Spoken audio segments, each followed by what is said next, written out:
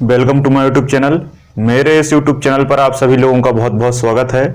आज का हमारा टॉपिक है जीएसटी, है ना। काफ़ी लेट ये टॉपिक आया है। वैसे मेरे ख्याल से ये टॉपिक सबसे पहले आना था, क्योंकि सामान्य तौर पर इस टैक्स सिस्टम से सभी व्यक्ति जुड़े हुए हैं। सभी व्यक्ति ने इस शब्द को कभी ना कभी सुना होगा, है ना। तो इस टॉपिक को आज हम बहुत डिटेल से समझने वाले हैं। आज हम जीएसटी की पूरी कहानी स्टार्टिंग से लेकर कैसे बना, किसके द्वारा बना, पहला कौन सा देश था जहां जीएसटी लागू हुआ, भारत में कब लागू हुआ, भारत में किस दिन को लागू हुआ, क्या इसका सिस्टम है, पहले कर लगता था कि नहीं लगता था तो किस सिस्टम के आधार पर लगता था, फिर उसे क्यों बदला गया जीएसटी में, और जीएसटी में पिछले कर से क्या बदलाव हैं, है ना। किस तारीख को लागू हुआ, पहला कौन सा राज्य था जिसने लागू किया, है ना। कौन कौन से कर इसमें समाप्त हो गए हैं, कितने इसके स्लैब हैं, कितने इसके प्रकार हैं, किसको जीएसटी के बाहर रखा गया है, फुल फॉर्म क्या है, किस संविधान संशोधन के तहत इसे लाया गया है, किस आर्टिकल के तहत लाया गया है, किस बिल के तहत लाया गया है ना। तो तमाम तरीके की जितनी भी बातें हैं आज इस लेक्चर में, इस जीएसटी के लेक्चर में मैं आपको पूरा डिटेल से समझाने वाला हूं, सिंपल और आसान भाषा में। इस लेक्चर को देखने के बाद जीएसटी से कोई भी प्रश्न आपका कभी भी बाकी नहीं जा सकता, उसे आप आसानी से डील कर पाएंगे, है ना। क्वेश्चन के साथ साथ, है ना, भारत के आम नागरिक होने के नाते आपको आपके देश में कर व्यवस्था को जानना बहुत जरूरी है ना। तो ये जो टॉपिक है ये सभी एग्जामों के लिए है ना। मेंस के आधार पर भी मैं आपको बताऊंगा कि किस तरीके से लिखना है। फैक्ट के आधार पर तो आप वनडे एग्जाम में लिख ही लेंगे, जितने भी फैक्ट हैं वो सारे इसमें कवर हो जाएंगे, और आपको यहाँ पर जानकारी भी मिलेगी कि जीएसटी क्या है ना। जो लोग पढ़ाई लिखाई नहीं करते वो भी इसको जरूर से जरूर देखें और पढ़ें, है ना। देखो, मैं आपसे पहले ही कहता आया हूं, या तो जानकारी पूरी मिलेगी तो वीडियो बड़ा बनेगा, या वीडियो छोटा बनेगा तो कम जानकारी मिलेगी। तो दो में से एक कोई काम होता है। बहुत सारे बच्चे कमेंट करते हैं कि सर आप पॉइंट टू पॉइंट क्यों नहीं बताते, थोड़ा सा वीडियो को बड़ा क्यों करते हैं। वीडियो को बड़ा मेरी इच्छा के अनुसार नहीं करता, मुझे तो और फायदा होगा छोटा वीडियो करने में, मेरा समय बचेगा, उतने समय में मैं कुछ और काम कर पाऊंगा, किसी दूसरे टॉपिक पर वीडियो बना दूंगा, मुझे तो फायदा है। मुझे 2 मिनट का वीडियो में बना दूं मुझे बहुत अच्छा है, लेकिन मैं ऐसा नहीं करता। क्यों नहीं करता? मेरा जो बहुमूल्य समय है वो मैं आपको पूरा समझाने में लगाता हूं, है ना। फिर भी मैं मेरे हिसाब से मैं बहुत शॉर्ट करके लाता हूं। इस वीडियो को मैं लगभग आधा घंटा 1 घंटा तक ले जा सकता हूं। वैसे देखा जाए तो ये टॉपिक पूरा 3 घंटे का है। जीएसटी का टॉपिक 3 घंटे चलता है जब पूरा जीएसटी समझ में आ पाता है, लेकिन आपकी इतनी क्षमता नहीं है कि आप 3 घंटे तक उसको समझ पाएं। आपके दिमाग के ऊपर से वो निकलने लगेगा। तो इसलिए मैंने उसमें से जितनी भी जरूरी चीजें हैं सारी यहां पर इंक्लूड कर दी हैं। यहां पर मैंने लिखी इसलिए है ताकि आपको क्रम से समझ में आ सके, ठीक है। तो चलिए हम स्टार्ट करते हैं जीएसटी के बारे में। सबसे पहले जीएसटी जो है वो एक कर व्यवस्था है। क्या है? कर व्यवस्था है। कर व्यवस्था का मतलब होता है टैक्स सिस्टम। क्या होता है? Tax system. अब ये टैक्स क्या है? टैक्स ये होता है कि भारत में या मतलब किसी भी देश में जब कोई वस्तु की सेलिंग होती है, बिक्री होती है ना, या उसे एक जगह से कहीं ले जाया जाता है, तो सरकार उस पर कुछ पैसे लेती है। सरकार उस पर कुछ पैसे लेती है, उसी को कर कहा जाता है। अब दिमाग में ये आएगा कि सरकार पैसे क्यों लेती है? सामान तो हमारा है, बेचा तो हमने है, बनाया तो हमने है, फिर भी सरकार पैसे क्यों लेती है? सरकार पैसे इसलिए लेती है ताकि वो सरकार चला सके। आपके सरकार में जितने भी डिपार्टमेंट हैं उनके व्यक्तियों की सैलरी दे सके, आपकी रोड निर्माण में, है ना, कोई भी योजना लागू करने में, गरीबों को अनाज देने में, मतलब इतनी सारी योजनाएं हैं, इतने सारे काम हैं, इतने सारे भवन बनते हैं। मंगल भवन देखा होगा आप लोगों ने, अंबेडकर भवन, बहुत सारे भवन हैं, है ना। अब तो ग्राउंड वगैरह भी बनने लगे हैं, क्रिकेट के लिए ग्राउंड आते हैं, सब गवर्नमेंट करती है। कभी आपने ये नहीं सुना होगा कि किसी प्राइवेट व्यक्ति ने रोड बनवाया, स्टेशन बनवाया, है ना। अब तो खैर बनने लगा, लेकिन उसमें भी सरकार का हाथ है। तो सारी चीजें गवर्नमेंट करती है। इसलिए अब गवर्नमेंट कहां से करेगी? मुख्यमंत्री अपने जेब से पैसा तो लगाएगा नहीं, तो वो कहां से पैसा लगाता है? कर से। कर किस पे लगता है? सब पे लगता है।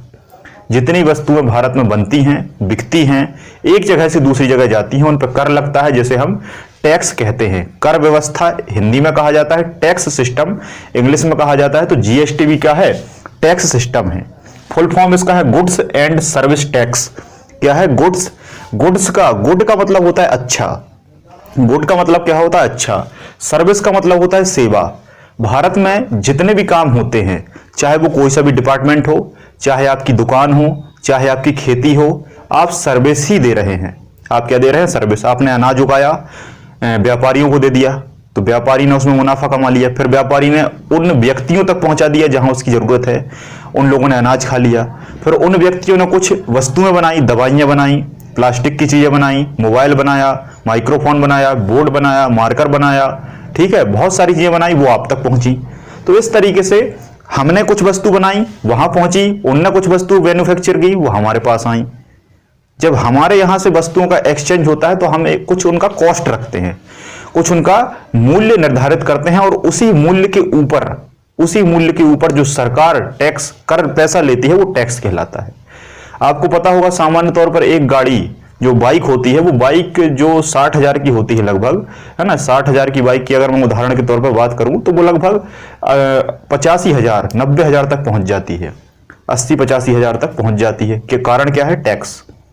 उस पर कुछ टैक्स लगता है, कुछ आरटीओ लगता है, कुछ बीमा, इस तरीके से। तो ये सब सरकार के पैसे होते हैं। तो जो एक्स्ट्रा पैसा हमारी किसी वस्तु पर लगता है वो जीएसटी कहलाता है। पहले कर सामान्य कर था, पहले क्या था? सामान्य कर था, है ना, लेकिन उस कर में थोड़ा सा संशोधन किया गया। संशोधन जब उसको हमने किया तो वो जीएसटी कहलाया। वो क्या कहलाया? जीएसटी कहलाया, जिसको गुड्स एंड सर्विस टैक्स कहा गया। ऐसा टैक्स जिसकी सर्विस कैसी हो? गुड हो, अच्छी हो। ऐसा टैक्स जिसकी सर्विस गुड हो, ऐसा कर जिसकी कर व्यवस्था बहुत अच्छी हो, इसलिए इसका नाम है जीएसटी। बात क्लियर है? बात यहां तक समझ में आई? कर क्या होता है ना। पहले जो कर था वो थोड़ा सा अलग था, वो अलग अलग स्लैब्स में लगता था, अलग अलग प्रकार से लगता था, और कर में थोड़ी सी समस्या थी। एक वस्तु बनी कहीं और, किसी व्यक्ति ने कहीं और भेजी, कहीं और भेजने के बाद स्टॉक किसी ने किया, स्टॉक करने के बाद फुटकर व्यापारी तक पहुंची, उसके बाद पर्टिकुलर उस कस्टमर तक पहुंची। तो काफी स्टेप से वस्तु जाती थी, तो उसमें अलग अलग स्थानों पर टैक्स लगता था। वस्तु एक है, टैक्स 5 जगह लग रहा है। तो कर व्यवस्था में कहीं ना कहीं बहुत सारी गलतियां थी। उसी को हमने कहा कर सुधार, टैक्स रिफॉर्म। टैक्स को सुधार दिया गया और नया टैक्स जीएसटी ला दिया गया। मोदी सरकार में ये आया है, आप लोगों को पता है ना। भारत में किसी भी नियम को अगर लाना है तो भारत के कानून में, भारत के संविधान में संशोधन करना पड़ता है। भारत के संविधान में संशोधन करना पड़ता है। संविधान संशोधन कैसे होता है? बिल के माध्यम से, जिसे हिंदी में हम क्या कहते हैं? हिंदी में हम क्या कहते हैं? बताइए जल्दी से। बिल को हम हिंदी में क्या कहते हैं? जल्दी से कमेंट सेक्शन में बताएंगे आप इसका। तो जो बिल आता है, बिल एक लिखित दस्तावेज होता है, उस पर बहुमत चाहिए होता है लोकसभा में और राज्यसभा में। एक में मिलेगा तो काम नहीं चलेगा, राज्यसभा और लोकसभा दोनों में मिल जाएगा, बिल पास हो जाएगा। बिल पास हो जाता है, राष्ट्रपति उस पर साइन कर देता है और नियम बन जाता है। तो हमारा जो जीएसटी है वो 8 सितंबर 2016 को हमारे राष्ट्रपति जी ने साइन कर दिए थे, है ना। इसके कुछ दिन पहले लोकसभा राज्यसभा में पास हो गया था, उसकी डेट आपको याद नहीं रखनी है। राष्ट्रपति ने साइन किए, और साइन करने के बाद जब ये लागू हुआ तो लागू ये कब हुआ, ये डेट आपको याद रखनी है। ये डेट है 1 जुलाई 2017। ये कई बार पूछा है कि भारत में जीएसटी कब लागू हुआ, तो 2017 तो सबको पता है, लेकिन 1 जुलाई याद रखना, डेट के साथ आपको याद रखना है, क्योंकि चारों ऑप्शन में 2017 रहेगा। बस 1 जुलाई, 1 जनवरी, 1 जून, 1 सितंबर ऐसा ऑप्शन मिल सकता है। तो 2017 में लागू हुआ। किस आर्टिकल के तहत? 279A आर्टिकल के तहत, है ना। 279 आर्टिकल के ए के तहत। देखो 279 आर्टिकल अलग है, 279A अलग है। बात क्लियर है? एक और आर्टिकल है इसमें 269, है ना, 269A, उसमें आईजीएसटी की बात कही गई है। मैं अभी आगे बताऊंगा आपको कि आईजीएसटी क्या है। अब कुछ हम इसकी बेसिक बातों के ऊपर बात करते हैं। विश्व में सबसे पहले जीएसटी फ्रांस के द्वारा लाया गया था। फ्रांस के द्वारा लाया गया, जीएसटी काउंसिल बनी। फ्रांस की राजधानी है पेरिस। पेरिस में जीएसटी काउंसिल बनी, और 1954 में सबसे पहले यहां लिखा भी हुआ है, यहां पर पहली बार जीएसटी फ्रांस द्वारा 1954 में लाया गया। विश्व में फ्रांस में पहली बार 1954 में जीएसटी आया। उसी को हमने कॉपी करने की कोशिश की 2017 में, ठीक है। 2017 में कॉपी करने की कोशिश की, और जब कॉपी हो गया, सब कुछ तैयार हो गया, तो सारे राज्यों की अनुमति लेना जरूरी था। कुछ राज्यों ने मना कर दिया। कि हम जीएसटी पर अपनी जो राय है वो नहीं देंगे, हम एग्री नहीं करेंगे। तो फिर केंद्र सरकार ने कहा कि अगर जीएसटी कर व्यवस्था से अगर किसी भी राज्य को घाटा होता है, किसी भी राज्य को अगर घाटा होता है इस कर व्यवस्था से, तो राज्य को जो घाटा है उस घाटे की भरपाई हम करेंगे। कौन करेगा? केंद्र सरकार। ऐसा केंद्र सरकार ने कहा, सारे राज्य मान गए। कुछ राज्य नहीं माने तो केंद्र सरकार ने कहा चलो 5 साल तक हम ऐसा करेंगे। 5 साल तक, पहली साल अगर आपकी भरपाई नहीं हुई तो ठीक है, दूसरी साल भी करेंगे, तीसरी साल भी करेंगे, चौथी साल भी करेंगे, 5वीं साल भी करेंगे। अगर 5 साल ऐसा सही रहा तो आप इसको मान लेंगे। इन्होंने कहा ठीक है, कोई दिक्कत नहीं है, जब भरपाई आप कर रहे हैं तो हमें जीएसटी मानने में क्या दिक्कत है। सारे राज्य धूमधाम से माने और किसी भी राज्य को किसी भी साल नुकसान नहीं हुआ, सभी को बहुत फायदा हुआ, क्योंकि ये कर व्यवस्था बहुत अच्छी है ना, बहुत बड़ा कर सुधार है। 101 माह 101 कॉन्स्टिट्यूशनल अमेंडमेंट, संविधान संशोधन हुआ हमारे संविधान में और जीएसटी को इंप्लीमेंट कर दिया गया, अप्लाई कर दिया गया, है ना। बिल जो था वो 122 में था। बहुत सारे बच्चे इसमें कंफ्यूज होते हैं कि बिल क्या है और संविधान संशोधन क्या है। देखो, जब से सरकार भारत में बनी है तब से बिल लगातार आ रहा है। बहुत सारे बिल आते हैं, लेकिन जरूरी नहीं है कि हर एक बिल पास हो। जरूरी नहीं है कि हर एक बिल पास हो। बात क्लियर है? बिल आने की नंबरिंग अलग होती है कि भाई बिल आता जा रहा है, बिल आने की नंबरिंग अलग, और बिल जो पास हो जाते हैं उनकी नंबरिंग अलग है। ठीक है, तो हमारे भारत में बिल आने की जो संख्या थी जीएसटी वाली वो थी 122वीं, 122, 122वें नंबर का बिल था। लेकिन पास जब हुआ तो इसके पास होने का जो नंबर था वो 101 में था। कौन सा था? 101 में था। इसका मतलब ये है कि 122 में से जब आप 101 माइनस करेंगे तो लगभग कितना आएगा? 21। तो 21 बिल ऐसे रहे भारत में जो अभी तक पास नहीं हुए। इसके अलावा और भी हैं, लेकिन वो संविधान संशोधन के तहत नहीं आते, इसलिए हम उनको इसमें काउंट नहीं करते। लेकिन 122 बिल आ चुके हैं, यहां लिखा भी है 122 बिल, 122वां बिल था जीएसटी का। लेकिन संविधान जब संशोधन फाइनली हो गया तो वो 101 में था। वो कितना था? 101 में था। ठीक है, बात क्लियर है। जब ऐसा हो गया तो इस जीएसटी को सबसे पहले मानने वाला जो राज्य था वो असम था। असम ने सबसे पहले जीएसटी को माना। इसने कहा ठीक है, बहुत अच्छा है, हम सबसे पहले इसको स्वीकार करते हैं। इस तरीके से फिर सारे राज्यों ने धीरे धीरे स्वीकार कर लिया। ठीक है, एक समिति बनी, कमेटी, समिति या कमेटी, जो भी आप कह सकते हैं। तो कमेटी में एक व्यक्ति थे जिनका नाम था विजय केलकर। क्या नाम था? विजय केलकर। तो विजय केलकर उसके प्रमुख थे और उन्हीं के नाम पर विजय केलकर समिति बनी। और उस समिति में जीएसटी की सारी शर्तों को समझा गया कि क्या क्या रहेगा, कैसे रहेगा, सभी सिस्टम को उसमें डिफाइन किया गया। तो आपसे कभी पूछा जाए कि जीएसटी किस समिति के आधार पर लाया गया, तो विजय केलकर समिति, यहां लिखा है विजय केलकर समिति के आधार पर 2017 में इसको लाया गया। बात क्लियर है? सबसे पहला राज्य कौन सा था? असम था। और कभी कभी हो सकता है आपसे ये भी पूछ ले कि सबसे अंतिम राज्य कौन सा था, लास्ट स्टेट कौन सा था जिसने जीएसटी को स्वीकारा? तो फिर आप लगाएंगे जम्मू कश्मीर, है ना। जम्मू कश्मीर ने से सबसे बाद में स्वीकारा था। बात क्लियर है? थोड़ा सा हम आगे बढ़ जाते हैं। जीएसटी जो है वो एक कर व्यवस्था है। क्या है? कर व्यवस्था। लेकिन कैसी? ये केवल और केवल पूरे राष्ट्र में सारे करों को एक करने की बात कहता है ना। यहां लिखा भी है ये पूरे देश में एक ही कर सिस्टम है। पहले क्या होता था? कर सिस्टम तो था, लेकिन अलग अलग स्टेप्स में कर लगता था। लेकिन ये कैसा कर है? ये केवल और केवल एक कर है। मतलब किसी भी वस्तु पर अगर कर लगेगा तो एक ही बार लगेगा। फिर कुछ लोग कहते हैं कि अरे जीएसटी में तो 4 प्रकार हैं। अभी मैं आपको आगे बताऊंगा कि 0%, 18% क्या है। अभी आप बहुत अच्छे से समझ पाएंगे कि प्रकार क्या होते हैं। बहुत सारे डाउट रहते हैं, बहुत सारे लोग समाज में मुझसे डिस्कस करते हैं कि अरे मोदी सरकार ने बेवकूफ बना दिया। मैं किसी पार्टी का सपोर्ट नहीं करता, मैं कांग्रेस से भी नफरत करता हूं, बीजेपी से नफरत करता हूं। जो काम अच्छा करता है मैं बस उसका सपोर्ट करता हूं, है ना। मैं थोड़ी सी ही पार्टी के अंतर्गत बात कर देता हूं या आरक्षण के पक्ष में बात कर देता हूं तो बच्चों के इतने सारे कमेंट आते हैं कि मैं आप बता नहीं सकता। लेकिन मैं उनसे क्वेश्चन पूछता हूं ना, तो एक भी स्टूडेंट नहीं है जो आंसर दे सके। 2-3 को छोड़कर कोई आंसर नहीं देता। अभी मैं पूछूंगा, फिर आप बताना, कोई आंसर नहीं करेगा। तो देखो ये क्या है? ये जो है जीएसटी एक इनडायरेक्ट टैक्स है ना। डायरेक्ट टैक्स का मतलब है जो आपसे सीधा वसूला जाए। इनडायरेक्ट का मतलब ये है कि लगा आप पे और वसूला किसी से। लगा टैक्स आप पे है लेकिन वसूला हमने किसी और से है। अभी कैसे होगा, अभी आपको समझ में आएगा। तो इनडायरेक्ट टैक्स है और लगभग इसमें 17 टैक्सों को मर्ज किया गया है। 17 टैक्स अलग अलग प्रकार से लगते थे एक वस्तु पर, उनको एक कंबाइन करके 17 टैक्सों को एक कर बना दिया, जिसको हमने जीएसटी कहा। बात क्लियर है? एक राष्ट्र एक कर, एक राष्ट्र एक कर, एक देश एक कर की इसकी अवधारणा है। जीएसटी की एक काउंसिल होती है, काउंसिल को हिंदी में परिषद कहा जाता है। वो परिषद क्या करती है? वो परिषद निर्धारित करती है कि जीएसटी कैसे लागू होगा, कहां कहां लागू होगा, अगर उसमें कोई गलती आती है तो उसे हम कैसे क्लियर करेंगे। तो तमाम तरीके की चीजों पर निर्णय लेने का काम जीएसटी काउंसिल करती है। अभी कुछ दिन पहले एसएससी का एग्जाम हुआ था, उसमें पूछा था कि जीएसटी में कितने सदस्य हैं, वर्तमान में जीएसटी काउंसिल में कितने सदस्य हैं। चलो इसका आंसर दो मुझे कमेंट में जल्दी से आप आंसर बताएं कि जीएसटी काउंसिल में कितने सदस्य हैं। चलो मैं ही बता देता हूं, कोई नहीं देगा। 33। कितने हैं? 33 सदस्य हैं।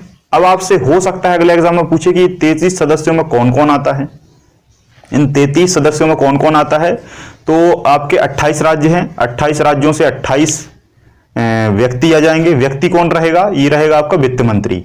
कौन रहेगा? वित्त मंत्री, मतलब वित्त से संबंधित कोई भी हो सकता है। वित्त से संबंधित एक राज्य का प्रमुख होगा, है ना, और वो जाकर कहां बैठेगा? इसमें। तो 28 राज्य के 28 व्यक्ति, है ना। 3 यूटी के, यूटी का मतलब केंद्र शासित प्रदेश। केंद्र शासित तो वैसे आपके 8 हो चुके हैं, लेकिन जहां जरूरी है, जैसे दिल्ली है, पौंडीचेरी है, कश्मीर है, बस वहीं से होगा, क्योंकि वहीं से आपकी केवल वोट होती है।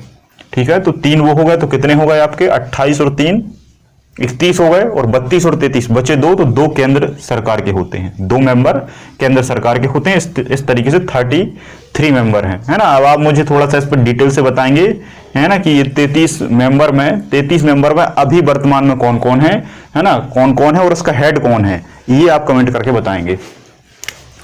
नंबर 2, ये क्या है? इसमें कुछ कंडीशन दी गई है। इसमें दी गई है कि अगर ईयरली, सालाना, अगर किसी का 20 लाख टर्नओवर है, 20 लाख इनकम नहीं, 20 लाख टर्नओवर, कैसा? सालाना अगर टर्नओवर आपका 20 लाख से ऊपर है तो आप टैक्स के दायरे में आ जाएंगे। अगर आप 19 लाख का टर्नओवर करते हैं, आपकी दुकान है मान लो चाय की, आपका 19 लाख का टर्नओवर होता है साल भर में, तो आप टैक्स से बाहर हैं, आपसे कोई टैक्स नहीं लिया जाएगा। लेकिन 20 लाख के ऊपर आप जाएंगे, ठीक है, 20 लाख तक कोई दिक्कत नहीं, 20 लाख से ऊपर होगा, है ना, 20 लाख से ऊपर, 20 लाख 1 रुपया आपका टर्नओवर हो जाएगा, आपसे टैक्स ले लिया जाएगा। लेकिन पहाड़ी क्षेत्र पर इसका क्राइटेरिया कम रखा गया है। कम क्यों रखा है? क्योंकि वहां पर जनसंख्या, संसाधनों की कमी रहती है ना, कम लोग सामान खरीदते हैं, तो वहां इसकी सीमा को 10 लाख रखा गया है। पहाड़ी क्षेत्र आपको पता है ना, जैसे असम है, अरुणाचल है, मिजोरम है, ऐसे बहुत सारे पहाड़ी क्षेत्र है, तो वहां इसकी सीमा 10 लाख है। इसका उद्देश्य क्या है? एक राज्य में दूसरे राज्य में टैक्स। देखो इसमें बहुत सारी चीजें हैं। एक राज्य से दूसरे राज्य में टैक्स जो लिया जाएगा वो कैसे लिया जाएगा, उस पर भी हम बात करेंगे। ऑनलाइन सेल पर जीएसटी लगेगा। ऑनलाइन जितनी भी चीजें हैं उन पर टैक्स लगता है। आप देखा होगा कि बहुत सारी ऑनलाइन कंपनियां कम गई हैं। पहले कितना था? जोमेटो, उबेर, है ना, अमेजोन, फ्लिपकार्ट, जितनी भी ऑनलाइन चीजें हैं, ओला वगैरह, ये सब इन पे ऑनलाइन जितनी भी चीजें उन पर जीएसटी लगता है। उसमें लिखा आता है 10 रुपए भी करेंगे आप तो जीएसटी लगेगा। लेकिन ऐसे में 20 लाख। जीएसटी के 4 स्लैब हैं। अभी मैं आपको बताऊंगा 4 स्लैब क्या हैं। अब जीएसटी के हम कुछ प्रकारों की बात करते हैं। जीएसटी के हम क्या है? प्रकारों की बात करते हैं। ठीक है, एसजीएसटी, सीजीएसटी, यूटीजीएसटी, आईजीएसटी। बात क्लियर है? 4 प्रकार होते हैं। एक और होता है जीएसटी एन होता है, एक आईएन जीएसटी होता है, अभी मैं आपको बताऊंगा। लेकिन मुख्य तौर पर ये 4 जीएसटी हैं, सीजीएसटी, एसजीएसटी, यूटीजीएसटी और आईजीएसटी। अब आप कहेंगे कि ये क्या है, ये हमें समझ में नहीं आया, ये तो हमारे समझ से बाहर है ना। तो ये 4 स्लैब जीएसटी के बनाए गए हैं। Number 1, number 2, number 3, number 4। ये 4 स्लैब जीएसटी के हैं। 4 स्लैब जीएसटी के हैं। 4 स्लैब क्यों बनाए गए? बहुत सारे लोग कहते हैं कि एक कर एक व्यवस्था मोदी जी ने कहा था, लेकिन यहां तो इन्होंने 4 कर लगा दिए। भाई साहब, 4 कर नहीं लगाए आपके ऊपर, 4 स्लैब्स बनाए हैं। आप पर जब भी कर लगेगा इन चारों में से एक कर लगेगा। बात क्लियर है? एक कर एक व्यवस्था है ना, तो इन चारों को चार इसलिए बनाया है कि अलग अलग क्षेत्र में ही लगेंगे और इन चारों में से केवल और केवल एक ही कर लगेगा, एक वस्तु पर एक कर लगेगा। अब कहीं अगर दो कर भी लग रहे हैं तो आपका एक कर में से हाफ हाफ कर हो जाएगा। बात क्लियर है? अब ये चार इसलिए बनाए हैं, अगर ये चारों को नहीं बनाते और एक बना दिया जाता कि भाई 28% कर लगेगा, अब उसी 28 में पेट्रोल भी आ जाता तो कोई दिक्कत नहीं है। उसी 28 में जब एक सब्जी भी आती जो आप 5 या 10 रुपए की लेते हैं, तो 5 या 10 रुपए की सब्जी भी 80-90 रुपए किलो बिकती, क्योंकि 80-90 रुपए लीटर आपका पेट्रोल है, तो आप उस सब्जी लेते क्या? बात समझ रहे हैं आप? एक अगर स्लैब्स होता तो एक स्लैब्स में क्या होता कि उतना ही कर पेट्रोल पे लगता, उतना ही कर सब्जी पे लगता, उतना ही कर दवाइयों पे लगता और आपकी वाट लग जाती। ना ही आप दवाई खरीद पाते, ना ही आप कोई और चीज खरीद पाते। तो कोई चीज जरूरी है उसे कम स्लैब्स में रखा गया है, कोई चीज कम नेसेसरी है तो उसके हिसाब से स्लैब्स बांटे गए हैं ताकि कर व्यवस्था अलग अलग हो सके। अब जैसे मान लो एक कर सिस्टम होता, समझना थोड़ा सा दिमाग लगाना, अगर एक कर सिस्टम होता, अब एक कर अगर सिस्टम है तो मान लो आपने एक कार खरीदी, एक कार खरीदी उस पर भी टैक्स उतना ही लगा क्योंकि एक सिस्टम है। और एक आपने पैरासीटामोल की टैबलेट खरीदी दुकान से, जो कि आपकी जरूरी है, नहीं तो आपकी जान चली जाएगी, बीमार हो जाएंगे आप। तो आपने एक टैबलेट खरीदी, टैबलेट का पत्ता खरीदा और आपने कार खरीदी।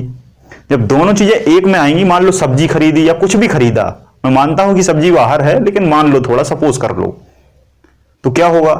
दिक्कत हो जाएगी ना। इसलिए अलग अलग स्टेप्स बनाए हैं कि बड़ी वस्तुएं, महंगी वस्तु, फिर उससे कम, फिर उससे कम, फिर उससे कम। समझ रहे हैं आप? समझें, ये है आपका सिस्टम। अभी स्लैब्स में आपको समझाऊंगा, पहले आप समझें कि प्रकार। CGST का मतलब होगा सेंट्रल GST, सी का मतलब होगा सेंट्रल GST। सेंट्रल का मतलब ये है केंद्र सरकार।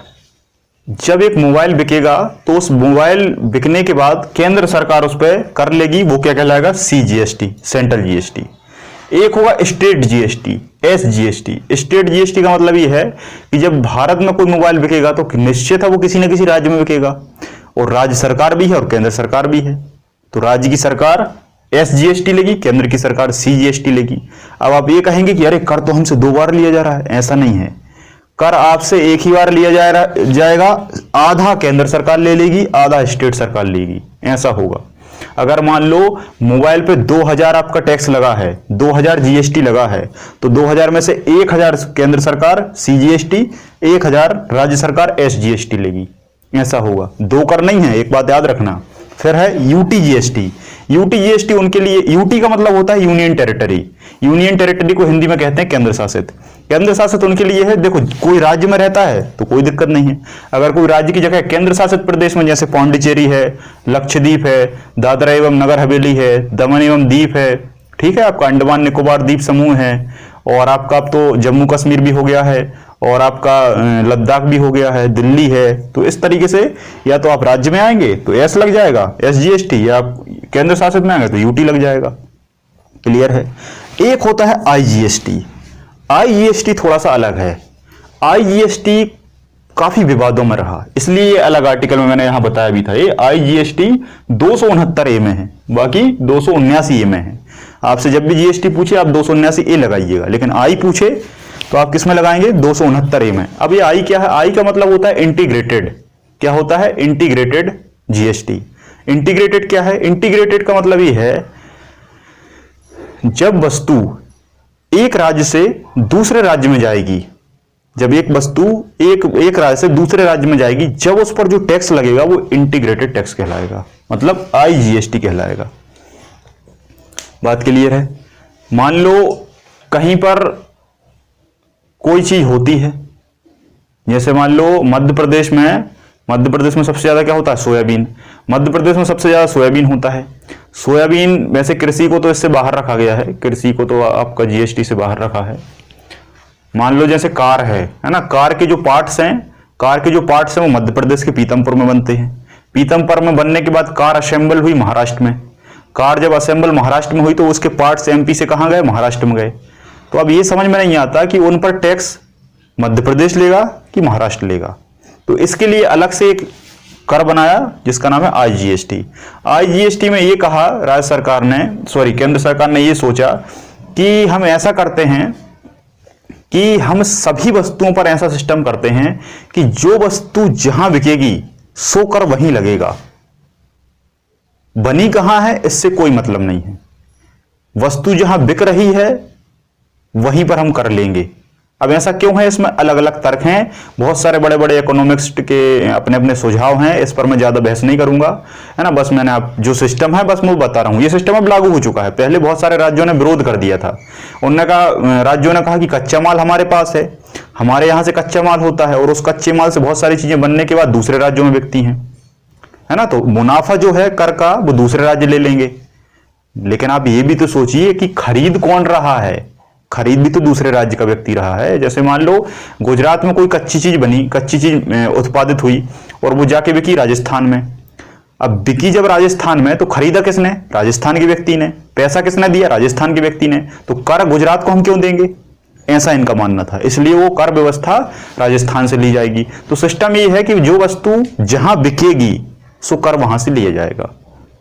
क्लियर है। तो उसे हम क्या कहेंगे, आईजीएसटी। यहां लिखा भी है मैंने, एक राज्य से दूसरे राज्य में लगेगा जिसमें जहां माल बिकेगा उसी राज्य को टैक्स मिलेगा, उसी राज्य को टैक्स मिलेगा और उसी राज्य के साथ साथ केंद्र भी लेगा। एक बात याद रखना, हर कंडीशन में केंद्र सरकार टैक्स लेगा, हर कंडीशन में। कैसे लेगा, जितना कर आपके ऊपर लगेगा उसका आधा कर राज्य रख लेगा, उसका आधा कर केंद्र रख लेगा।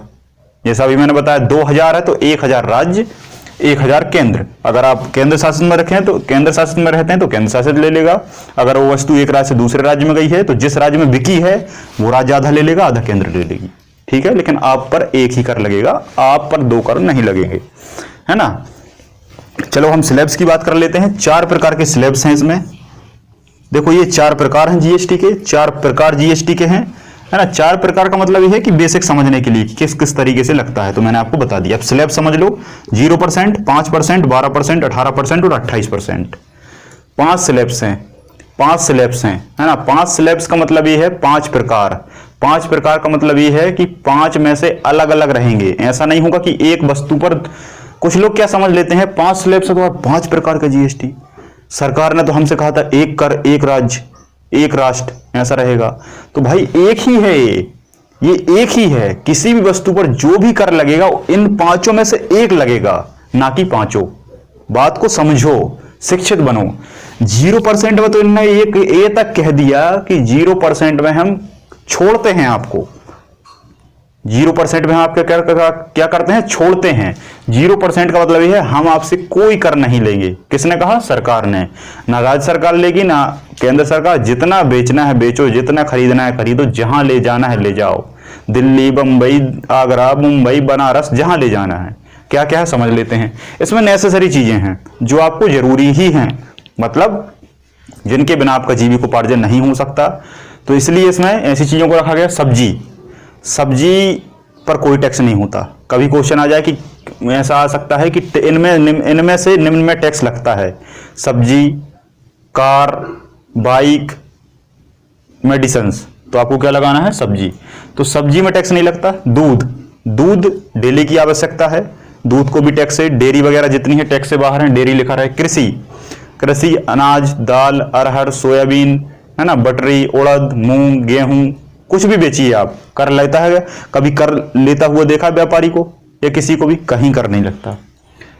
खेती भी उसी में आ जाएगा, सब्जी भी आ गया। अनाज, है ना। नमक पर कोई टैक्स नहीं है। नमक का पैकेट उठा के देख लेना, कहीं टैक्स लिखा नहीं मिलेगा आपको। अंडा रोज का जरूरी है। अभी तो गांव में लोग नहीं खाते होंगे, बाकी शहर में लोगों का रोज का आमलेट फिक्स होता है। नाश्ता होगा तो अंडे से होगा, आमलेट से होगा या अंडा और ब्रेड से होगा। आटा भी रोज की जरूरत है ना। आटा अगर नहीं है तो फिर आप क्या करेंगे। तो इतनी चीजें हैं जो कि आपकी 0% है, मतलब इन पर कोई टैक्स नहीं लगेगा। फिर आया 5%, थोड़ा सा जरूरी चीजें हैं, उन पर 5% टैक्स लिया जाएगा। 5% का मतलब ये है कि अगर वो वस्तु 100 रुपए की है, वो वस्तु अगर 100 रुपए की है तो उस पर 5 रुपए टैक्स ले लिया जाएगा, तो वो वस्तु 105 की हो जाएगी।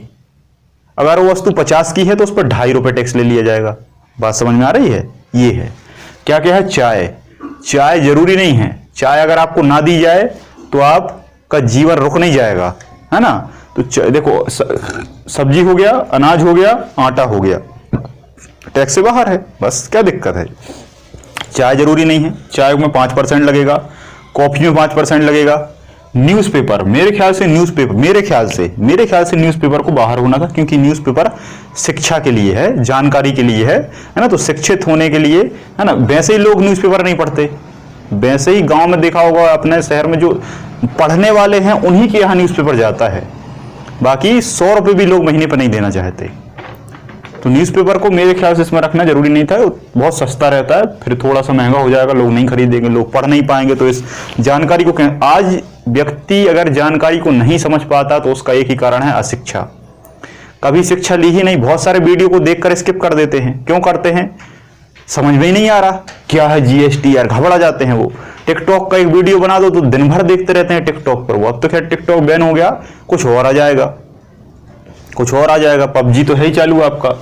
तो इस तरीके से बहुत सारी चीजें हैं, है ना। तो मेरे ख्याल से न्यूज़पेपर बाहर होना था। कोयला 5% लगेगा, क्योंकि कोयला जरूरी है आग जलाने के लिए। बहुत सारे लोग चाय बनाते हैं, है ना। आपका मार्केट में होटलों पर रोटी वगैरह भी बनती है, सब्जी वगैरह।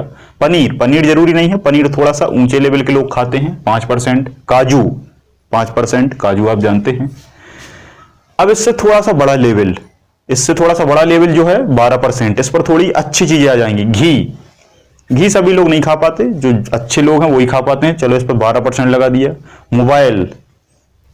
मोबाइल तो बहुत नेसेसरी है, क्योंकि मोबाइल जानकारी का माध्यम भी बन चुका है, लेकिन इसकी बहुत सारी चीजें विदेश से भी आती हैं, इसलिए इस पर 12% रखा गया। जूस 12%, क्योंकि फल महंगे होते हैं। मक्खन, कोल्ड ड्रिंक आप पता है, कोल्ड ड्रिंक जरूरी नहीं है, कोल्ड ड्रिंक अगर आप ना पिए। अचार को भी इसमें रखा गया है। बादाम को भी किस में रखा गया है आपका? 12% में, है ना। याद रखना, काजू 5 में है, बादाम 12 में है, क्योंकि बादाम हमेशा काजू से महंगा होता है। अभी शायद लेकिन उल्टा हो गया है मेरे ख्याल से, थोड़ा देख लेना। 18% में तेल, ऑयल, है ना। हेयर ऑयल है, एक बात याद रखना, हेयर ऑयल, है ना। हेयर ऑयल, लिपस्टिक, इस श्रृंगार का जितना भी सामान है वो 18% में रखा है। एक बात समझ लेना, सबसे ज्यादा सरकार लेती है, क्योंकि आपको पता है व्यक्ति खाना नहीं खाएगा, फल नहीं खाएगा, अपने शरीर के लिए कुछ नहीं करेगा, लेकिन लिपस्टिक, पाउडर, तेल, स्नू, डीओ वगैरह ये सब जरूर लेगा, है ना, जो कि बेकार की चीजें हैं। मैं इनको नहीं मानता, मैं नेचुरलिटी पे विश्वास करता हूं। क्रीम वगैरह समझ रहे, क्रीम, पाउडर। शिक्षा पर भी 18% है। शिक्षा का मतलब ये है कि शिक्षा से संबंधित जितनी भी चीजें हैं, आपका स्टेशनरी हो गया, उसको 18 में। ये थोड़ा सा मुझे समझ में नहीं आया कि ये शिक्षा को 18 में क्यों रख दिया। अब रख दिया तो इसमें सरकार की कुछ हो गई मंशा, बाकी मेरे ख्याल से शिक्षा को 18 में नहीं रखना था, क्योंकि शिक्षा वैसे ही लोग नहीं लेना चाहते, है ना। वैसे ही लोग एक तो लेना भी चाहते हैं तो समझ में नहीं आता, है ना, लेकिन फिर भी आपने 18 में रख दिया, है ना। आपने देखा होगा कॉपी पेन, कॉपी जब लेंगे तो कच्ची से कच्ची कॉपी लेते हैं, सस्ते से सस्ती कॉपी दिखाइए दुकान पे, नहीं है तो नहीं लेते। पेन बिल्कुल वही 2 रुपए वाला, इसी से लिखेंगे, एक ही कॉपी में मैथ्स रहेगा, उसी में जीके, उसी में रीजनिंग, सारे सब्जेक्ट उसी में रहेंगे, एक रफ बना लेते हैं। बैग भी नहीं खरीदते, क्या करना है बैग खरीदने। तो शिक्षा से वैसे ही है, तो 18 में रख दिए, तो अब तो और दिक्कत है। आइसक्रीम इसी में आएगी, कंप्यूटर, प्रिंटर, लैपटॉप वगैरह सब आपका 18 में है। अब अंतिम आता है 28%। 28% समझ रहे हैं, सबसे हाई लेवल है। हाई लेवल में हाई चीजें होती हैं। कार आम व्यक्ति की बात नहीं होती, कार वही ले पाता है जो पूर्ण रूप से क्या हो, सक्षम हो। 28 में रख दिया। कोका कोला भी 28 में रख दिया, इसलिए थोड़ा सा विवाद हो गया था कि भाई जूस वगैरह को, कोल्ड ड्रिंक्स को इसमें रखा है, इस कोका कोला को इसमें क्यों लगाए, इसलिए कोका कोला बहुत कम हो चुका है, बहुत महंगा हो गया। पहले हमारे समय जब मैं कोका कोला पीता था तो 5 रुपए में आता था, 5 रुपए में उसकी बोतल आती थी। लेकिन जब फिर मैंने बायोलॉजी से पढ़ाई की तो फिर मुझे इसके बहुत सारे हानिकारक फैक्ट पता चले और मैंने पूर्ण रूप से सब त्याग दिया है, बल्कि चाय भी त्याग दिया है। टोबैको आपको पता है, टोबैको हानिकारक है, हानिकारक होने के कारण इसमें रखा है। कहीं से तो लोग कम करें, लेकिन मुश्किल है। तो समझ में आ गया होगा आप लोगों को कि ये 5 स्लैब्स हैं। 5 स्लैब्स में भाई साहब एक ही कर लगता है, इनमें से एक ही, या तो 5 लगेगा, या 12 लगेगा, या 18 लगेगा, 2 कर नहीं लगेंगे। जैसे 5 लगा तो 5%, जैसे आपने चाय खरीदी, एग्जाम्पल समझिए, आपने चाय खरीदी 100 रुपए की चाय आप लेकर आए, उस पर टैक्स लगा 5 रुपए, क्योंकि 5% कितना होगा 100 का 5 रुपए, 105 की हो गई। 105 की चाय हुई तो व्यापारी ने 100 रुपए में उसको लिया था, लेकिन आपको कितने में दिया 105 में, तो व्यापारी से टैक्स ले लिया जाता है। आपसे तो टैक्स नहीं लेते खैर। तो 5 रुपए जब टैक्स ले लिया तो 5 रुपए टैक्स जब लिया तो 5 रुपए सरकार के खाते में जाएगा। एक ही टैक्स आपसे लिया है, ये 5 नहीं लिए, एक ही लिया है। उसमें से 2.5 केंद्र को जाएंगे, मतलब CGST, और 2.5 SGST। अगर आप यूटी में रहते हैं तो केंद्र शासित में रहते हैं तो UTGST, और अगर वो एक दूसरे राज्य से ट्रांसफर हुआ है तो IGST भी मतलब यही SGST। बस ये रहता है कि इसमें एक राज्य से चलकर दूसरे राज्य आया है। कुछ फैक्टों की बात करते हैं। टैक्स बराबर होने से एक जैसी कंपनियां सभी जगह जाएंगी और सभी जगह विकास होगा, बराबर मूल्य टैक्स रेट रहेगा। इस व्यवस्था को लाने का सबसे बड़ा पर्पस अगर मैं कहूं तो यही है। पहले क्या होता था कि अभी भी देखा होगा आपने, भारत में बेरोजगारी बहुत ज्यादा है। भारत में बेरोजगारी बहुत ज्यादा है और ये काफी हद तक बेरोजगारी बढ़ने वाली है और ज्यादा भयावह स्थिति होने वाली है। कारण क्या है? कंपनियां नहीं है तो नौकरी नहीं है, और जब नौकरी नहीं है तो बेरोजगारी ज्यादा है। अब कंपनियां क्यों नहीं आती? कंपनियां इसलिए नहीं आती, पहले तो हमारे यहाँ कर व्यवस्था अलग अलग थी। कर व्यवस्था अलग अलग इसलिए थी कि भाई अलग अलग कर था, अलग अलग राज्यों में अलग अलग कर था। एक वस्तु कहीं 50 रुपए में बिक रही है एक राज्य में, वही वस्तु एक जगह 18 में बिक रही है, वही वस्तु एक राज्य में 28 में बिक रही है। तो डिस्क्रिमिनेशन, भेदभाव था। तो कंपनी को ये समझ में नहीं आता था कि यार हम किस राज्य में जाकर अपना प्लांट लगाएं। किसी में कहीं जाएंगे तो वो सस्ता बिकेगा, तो उसी राज्य में वस्तु बेचना पड़ेगी। समझ में आ रहा? दूसरे राज्य ले जाएंगे और सस्ता हो जाएगा, कहीं महंगा हो जाएगा। तो दिक्कत थी उनको, है ना, व्यापार करने में समस्या आ रही थी, इसलिए चाइना चले गए। चाइना उठ के बिल्कुल टॉप लेवल पे चला गया। बात क्लियर है? तो इसलिए विदेशी कंपनियां नहीं आई। लेकिन अब क्या है? अब एक कर है, एक व्यवस्था है। भारत में आप कहीं भी आइए, हर वस्तु हर जगह सेम रहेगी, सेम टैक्स लगेगा। लेकिन फिर भी पेट्रोल को बाहर रखा है इससे, इसलिए आपने देखा होगा कि पेट्रोल हर एक राज्य में अलग अलग होता है। हर एक राज्य में पेट्रोल का रेट अलग अलग आपको मिलेगा, लेकिन दूसरी सारी वस्तुएं समान रहेंगी। अभी मैं आपको बताऊंगा क्या क्या बाहर है। बराबर होने से एक जैसी कंपनियां बाहर से आएंगी, चाइना नहीं आएंगी। अब आने भी लगी हैं, लेकिन अभी थोड़ा सा स्ट्रगल चल रहा है। GST से बाहर क्या है समझें। GST से बाहर फ्यूल है। फ्यूल का मतलब डीजल, पेट्रोल, है ना, और जो फाइटर जेट का फ्यूल होता है वो, ये सब बाहर हैं। अब आप कहेंगे पेट्रोल को GST से आपने बाहर रख दिया, है ना, चौंकाने वाली बात की। आप दूध पे टैक्स, चाय पर टैक्स ले रहे हो, न्यूज़पेपर पर टैक्स ले रहे हो, शिक्षा पर टैक्स ले रहे हो, मोबाइल पर टैक्स ले रहे हो, आपने पेट्रोल से टैक्स नहीं लिया। बात समझ में आ रही है? ये बहुत बड़ा समझने का मुद्दा है।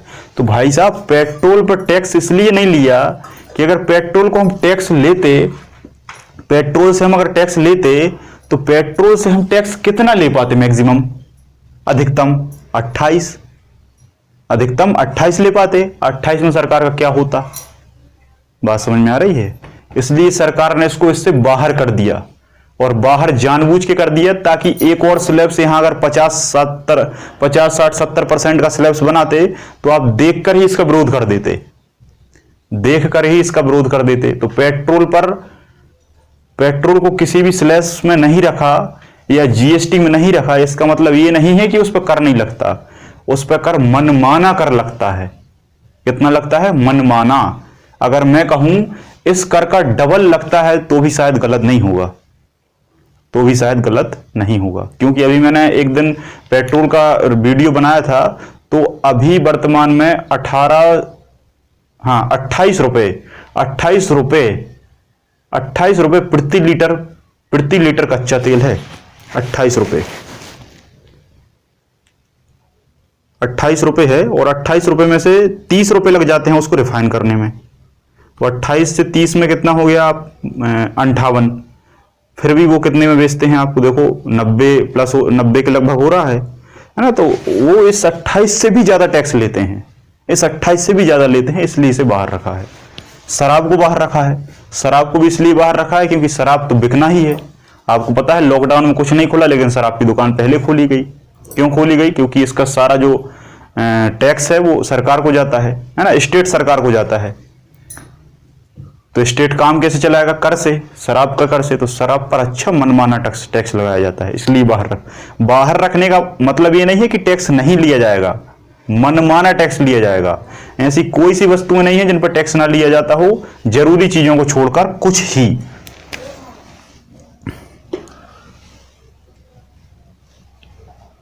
नेक्स्ट हम बात करते हैं, एक वस्तु पर एक टैक्स लगेगा, वस्तु पर पिछला टैक्स घटाकर अगली जगह बेचा जाएगा।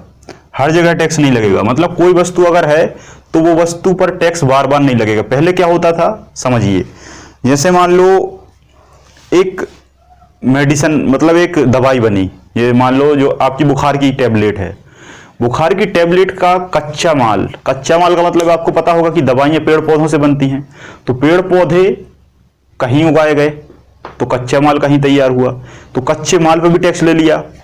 कच्चा माल फैक्ट्री तक पहुंचा, फैक्ट्री पर भी टैक्स ले लिया। फैक्ट्री से टैबलेट निकली तो टैबलेट जिस राज्य में पहुंची वहां भी टैक्स ले लिया। फिर वो होलसेल के व्यापारी के पास पहुंची, होलसेल वाले से भी टैक्स ले लिया। फिर वो फुटकर दुकानदार तक पहुंची, जो मेडिकल होते हैं फार्मासिस्ट, उनसे भी टैक्स ले लिया। और फिर फाइनली उपभोक्ता तक पहुंची, वहां भी टैक्स ले लिया। इतनी सारी जगह टैक्स लगता था एक ही वस्तु पर, तो उसको एक कर दिया कि भाई टैक्स केवल एक ही जगह लगेगा, और वो लगेगा कहां? जहां वस्तु बिकेगी वहां। और फिर क्या कर दिया, एक और सिस्टम किया है इन्होंने कि जो टैक्स है वो घटता जाएगा। घटता कैसा जाएगा कि मान लो जैसे वस्तु जहां बनी वहां टैक्स मान लो 10 रुपए लगा। कितना लगा? 10 रुपए लगा। फिर वस्तु बनने के बाद जहां बिकी वहां टैक्स 15 रुपए लगा, 15% मान लो, या 15 रुपए लगा।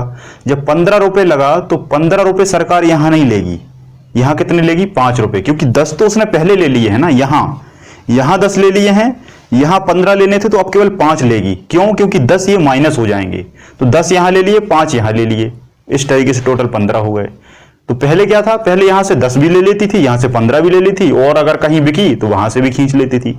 अब ऐसा नहीं है, जितना आपने पीछे ले लिया है वो सब माइनस होता जाएगा। अब आप कहेंगे इतना कैसे होगा, अभी मैं आपको समझाऊंगा। एक होता है रिटर्न जीएसटी। रिटर्न जीएसटी का मतलब यह है कि दुकानदार जब अपने सामान को बेच देता है तब उसको कहते हैं ना, आप कर भरिए, कर को चुकता कीजिए, तो वो इनकम टैक्स जो है आपका, और भी कोई भी टैक्स है, तो टैक्स भरने के लिए रिटर्न जीएसटी होता है, वो गवर्नमेंट को देना होता है दुकानदार को। इसके लिए उन्होंने एक क्राइटेरिया रखा है कि एक महीने में 3 बार आपको टैक्स भरना होगा। मतलब कोई दुकानदार एक हफ्ते में जितनी वस्तुएं बेच लेता है तो उसको उस पर आप टैक्स भर दो, है ना। टैक्स नहीं भरोगे फिर छापा पड़ जाएगा, आपकी दुकान बंद हो जाएगी। नेक्स्ट है जीएसटी से बाहर पेट्रोल रखा है, डीजल रखा है, ठीक है, यहां तक आपका क्लियर है। एक होता है आईएनजीएसटी। आईएनजीएसटी का मतलब होता है आइडेंटिफिकेशन नंबर। आई का मतलब आइडेंटिफिकेशन, एन का मतलब नंबर, आइडेंटिफिकेशन नंबर जीएसटी। अब ये क्या है? ये वो नंबर है जो दुकानदार को जारी किया जाता है। जैसे दुकानदार ने अपना जीएसटी बनवा लिया कि भाई हम हर महीने जीएसटी भरेंगे, तो जब जीएसटी आप भरोगे तो कहां से भरोगे? जीएसटी नंबर से। तो आपका क्या होगा? आइडेंटिफिकेशन होगा। किस नंबर से? जो नंबर जीएसटी काउंसिल देगी। तो जीएसटी काउंसिल ने क्या जारी किया? आइडेंटिफिकेशन नंबर दे दिया दुकानदार को। दुकानदार उस नंबर पर क्या करेगा? हर महीने 3 बार जीएसटी भरेगा।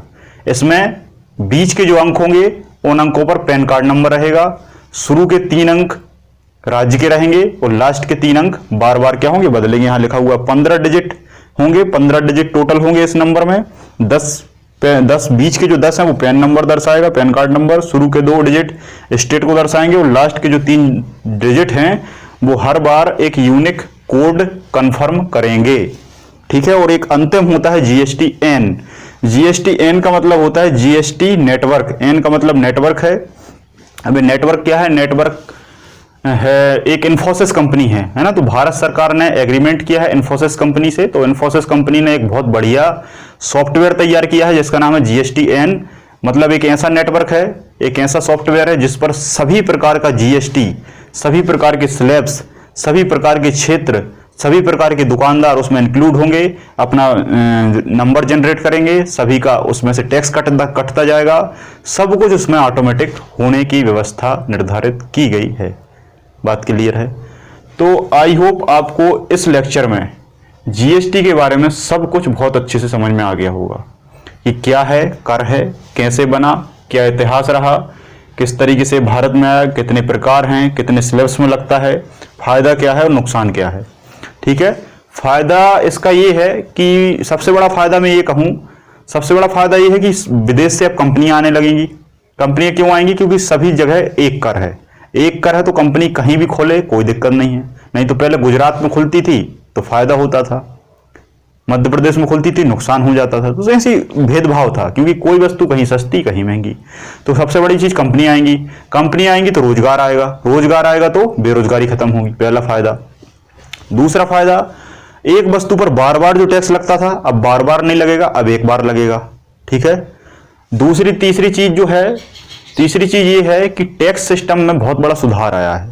पहले क्या होता था कि पुराना जो टैक्स है वो भी अगले व्यक्ति को एक साथ देना होता था, लेकिन अब ऐसा नहीं है। पुराना जो टैक्स है जो चुकता हो चुका है वो उस पर माइनस हो जाएगा।